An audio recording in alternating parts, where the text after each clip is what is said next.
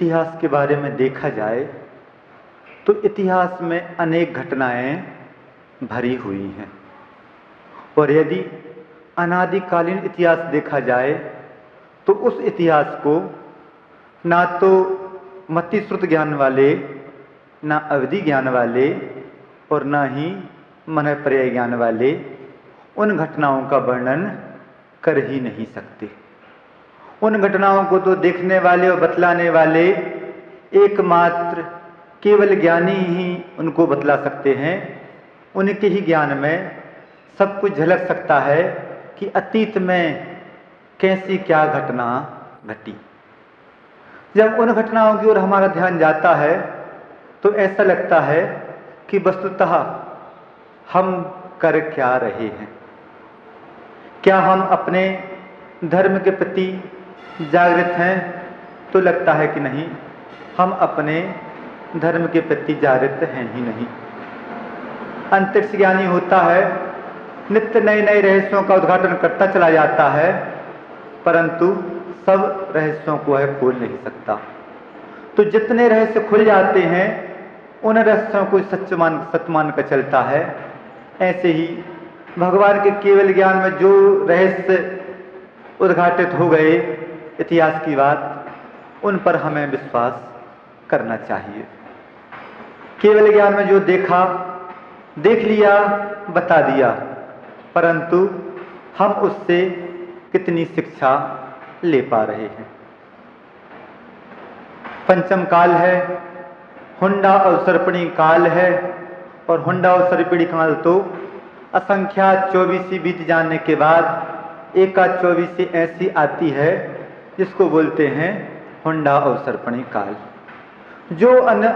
जो ऐसी घटनाएं जिनके बारे में कल्पना कर ही नहीं सकते, वह घटनाएं घटती हैं हुंडा अवसर्पणी काल में। और इसे हुंडा अवसर्पणी काल का सबसे बड़ा दोष है तो क्या है? तो कहा जाता है कि इस हुंडा अवसर्पणी काल का सबसे बड़ा दोष है तो गृहीत मिथ्यात्व इस हुंडा अवसर्पणी काल का सबसे बड़ा दोष है।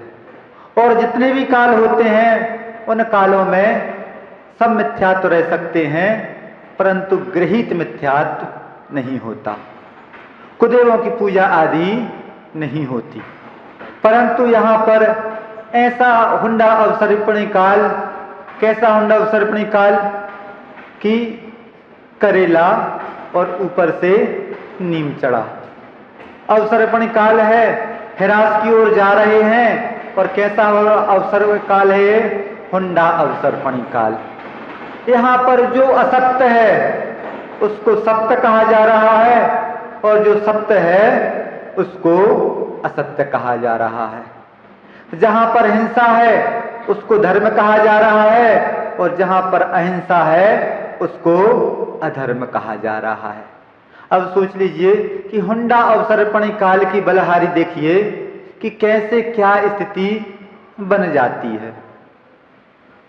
मुनि महाराज के ऊपर उपसर्ग होना शुरू हुआ, और उपसर्ग होना शुरू हुआ, और उस समय जो सम्यक दृष्टि श्रावक थे उनकी स्थिति क्या थी, और जो मिथ्या दृष्टि थे उनकी स्थिति क्या थी। बात चल रही है उज्जैन नगरी की। उज्जैन नगरी के जो राजा थे श्री वर्मा नाम के राजा थे, और उनके जो 4 मंत्री थे उन 4 मंत्री गृहीत मिथ्यात्व से ग्रसित। गृहीत मिथ्यात्व क्या चीज है? तो कहा जाता है कि बंदर स्वभाव से चंचल है, बंदर स्वभाव से चंचल है, और वह शराब पी ले, और शराब पीने के बाद उसको बिच्छू डंक मार दे, तो अब उसकी क्या स्थिरता बनेगी? नहीं, उसकी स्थिरता नहीं बन सकती। तो इसी प्रकार से वह जो 4 मंत्री थे गृहीत मिथ्यात्व से ग्रसित थे। उसके बाद क्या हुआ गया? उनके पास अधिकार आ गया। मंत्री पद तो था ही था, और राजा श्री वर्मा भी बहुत कुछ उन मंत्रियों के ऊपर निर्भर रहा करते थे। हुआ है कि नसिया में खबर लग गई कि 700 मुनि महाराज आए हैं और राजा जो जिन धर्मी था, जैन धर्म को मानने वाला था, बोलता है कि चलो तैयारी करो, हमारे लिए मुनि महाराज के दर्शन करने चलना है। अब राजा जाए और प्रजा ना जाए तो काम बनता नहीं, और राजा जाए तो मंत्री को तो जाना जरूरी हो जाता है। परंतु जो हाँ गहित मिथ्यात्व है, जो गलत है उसको सही कहा जा रहा है, जो सही है उसको गलत कहा जा रहा है। बोलता है कि महाराज किन नंगों की बात कर रहे हो, ऐसे तो बहुत आते हैं और बहुत चले जाते हैं, इनमें ना तो ज्ञान होता है, निरा मूर्ख रहते हैं, इनकी दर्शन करने से कोई लाभ होने वाला नहीं, अपन को नहीं जाना है। राजा तो जिन धर्मी था, बोलता है खबरदार, यदि ऐसी बात की तो जवान खिंचवा दी जाएगी, कुछ भी हो जाए, परंतु मुनि महाराजों के दर्शन तो करना है। मंत्री बोलते हैं कि महाराज आप जो बोल रहे हैं एक बात ही वो को सत्य नहीं है, जाओगे कुछ नहीं मिलेगा, पछताओगे। महाराज बोलते हैं कि कुछ भी हो जाए मुनि महाराज वीतराग मुद्रा के धारी, ना किसी से राग ना किसी से द्वेष। जब ऐसे मुनि महाराज जो चतुर्थ काल के मुनि महाराज होते थे, वही मुनि महाराज बहुत कुछ पंचम काल के भी मुनि महाराज हैं। परंतु आज के समय में भी ऐसे 4 मंत्रियों जैसे व्यक्ति भी वो बोलने वाले आज के समय में हैं कि आज के समय में सही मुनि महाराज होते ही नहीं। अब सोच लीजिए कि कुंद कुंद स्वामी किस काल की देन है, कुंद कुंद स्वामी किस काल की देन है, इसी पंचम काल में वह कुंद कुंद स्वामी हुए हैं। और पहले भी बोल दिया गया है कि पंचम काल में हीन सैनन के साथ जो मुनि महाराज होते हैं, उच्च सैनन तो होता ही नहीं है। इसके लिए मना कर दिया गया कि जंगल में यदि कोई मुनि महाराज रहते हैं तो वहां पर निरंतर विराधना ही होती है। उस विराधना से बचने के लिए, उस संयम का पालन करने के लिए मुनि महाराज को बस्ती में ही रहना चाहिए। पहले के समय में श्रावक जागरूक होता था, नगर के बाहर नसिया आदि बना दिया जाता था। श्रावक अपने कर्तव्य का पालन करने वाला भी होता था। जहां पर श्रावक कर्तव्य का पालन करता रहे, वहां पर मुनि महाराज की चर्या में किसी प्रकार का दोष नहीं आ सकता। आज का श्रावक अपने कर्तव्य को भूल रहा है, मुनि महाराज की चर्या में दोष निकाल रहा है। मुनि महाराज उसके दोष नहीं निकाल सकते, वह मुनि महाराज की निंदा कर सकता है। क्या है? पंचम काल की देन है। तो जो बात आ रही है कि आज कहा जा रहा है कि पंचम काल में सही साधु तो वह होते हैं जो जंगल में रहा करते हैं। आचार्य कुंद कुंद स्वामी ने ही मना कर दिया और भी महाराजों ने मना कर दिया कि पंचम काल में यदि जंगल में रहोगे तो जो हिंसा का दोष होगा उसके भागीदार आप होगे। हिंसा कहाँ होती है? जहां राग द्वेष होता है वहां हिंसा होती है, जहां प्रमाद होता है वहां हिंसा होती है। अब मुनि महाराज आप लोगों के बीच में रह रहे हैं और यदि राग द्वेष नहीं कर रहे हैं, अपने 28 मूल गुणों का पालन कर रहे हैं, तो क्या आज के समय में सच्चे मुनि महाराज नहीं होते? आज के समय में भी सच्चे मुनि महाराज होते हैं। परंतु आज की स्थिति कैसी है?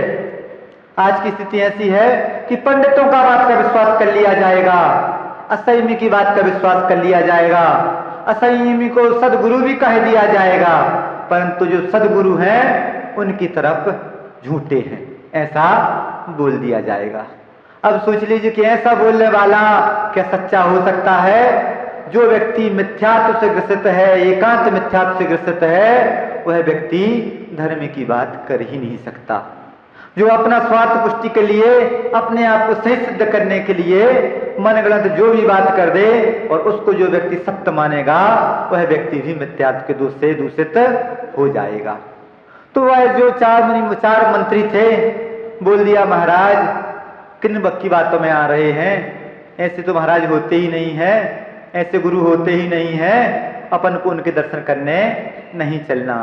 परंतु राजा के दबाव के कारण उन महाराजों के दर्शन करने के लिए राजा जा रहा है, मंत्री भी जा रहे हैं, प्रजा भी जा रही है।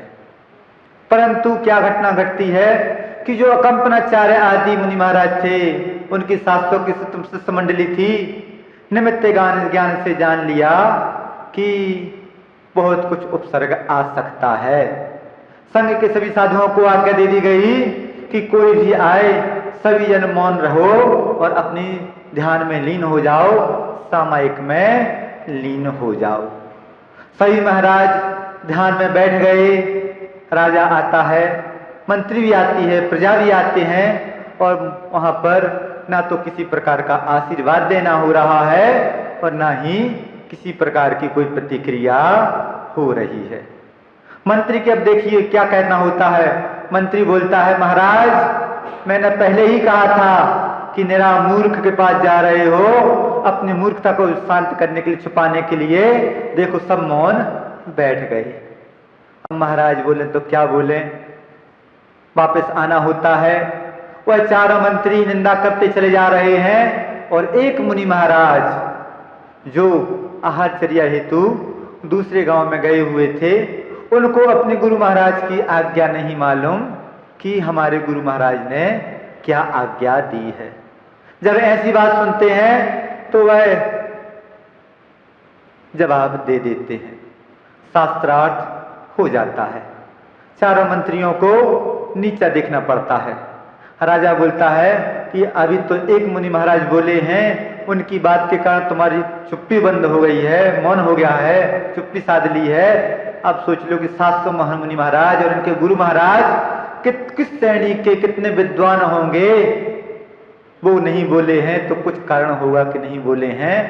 जहां सबके सामने किसी का अपमान हो जाता है तो वह व्यक्ति तिलमिला जाता है, वह व्यक्ति तिलमिला जाता है।